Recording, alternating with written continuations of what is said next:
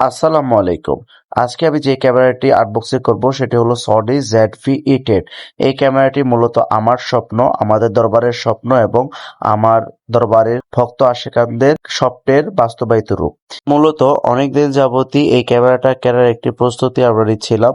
তো শেষমেশ আসন্ন ওরস মোবারক উপলক্ষে আমাদের ক্যামেরা কেনার যে স্বপ্নটি সেটি বাস্তবায়িত হয়েছে। আমরা অবশেষে কিনেই নিলাম। তো আপনারা দেখতেই পাচ্ছেন ZV-E10 ক্যামেরাটা কিন্তু আসলেই খুবই সুন্দর ক্যামেরা। তো মূলত প্রথম আমরা একটা কিটলেস 1845 এটা কিটলেস ইউজ করছি। এর পরবর্তীতে লেন্স আমরা আপডেট করব এবং এটি ফোল্ডিং ডিসপ্লে হওয়াতে অনেক ইউজফুল হবে আশা করি।